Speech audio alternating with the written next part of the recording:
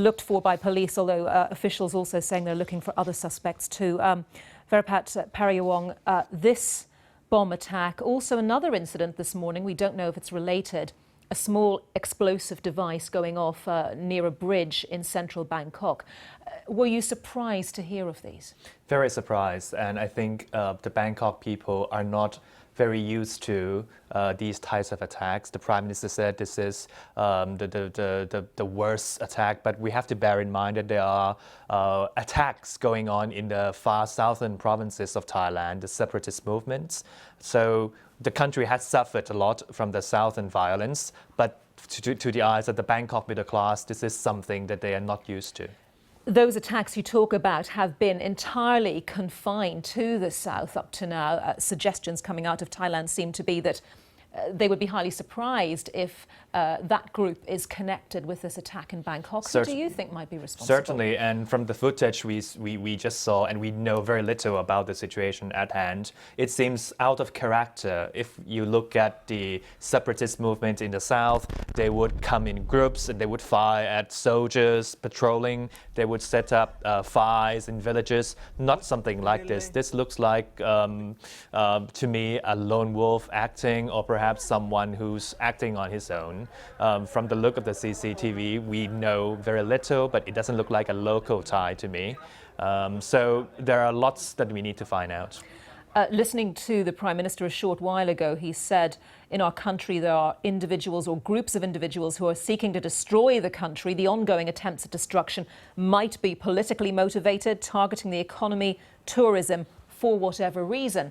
So it seems quite clear at the moment that the government isn't clear on what the motive might be. The government isn't clear, but the government is sending unclear signals as well, because first, yesterday, right after the Erawan Shrine blast, one of the key spokespersons of the government, military government, came out and said, well, this is political groups affected by certain interests, and they have to come up and do these things. And then the army Twitter come out and say, don't speculate.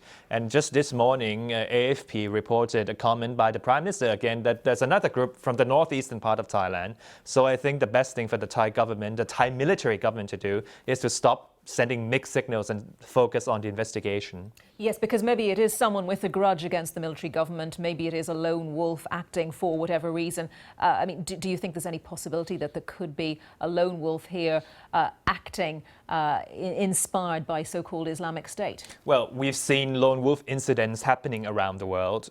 They were inspired by other groups, but they act mostly on their own. A developing theory that they are discussing in Thailand is whether there could be an emerging pattern between the two incidents. Yesterday at Erawan Shrine, a lot of Chinese tourists there. Today, the latest incident, although no one was hurt, thank goodness, but it was at the location very close to a luxury hotel, which is well known among the Chinese tourists. A lot of Chinese tourists go to that hotel. So if there could be an emerging pattern, we don't know yet, but if we going to analyze this, perhaps this could be someone targeting or to retaliate the Chinese or the Chinese government. And we had a recent incident of Thai military government deporting the Uyghurs migrants back to China and made huge headlines internationally. Perhaps that's something that the Thai government is certainly focusing on.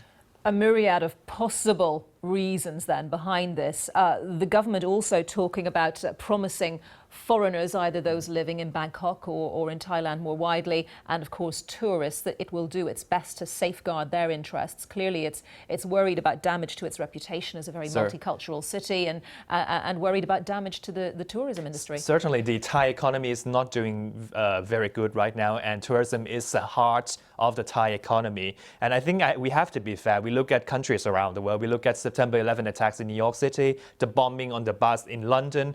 The countries get back on feet, you put in security measures, the tourists still come and enjoy the city safely. And I think that applies the same to Bangkok. It's a loving, warm, welcoming country, welcoming city, very robust, very fun place. The government will do its best to try to protect the security, and I think people should exercise caution but not to panic.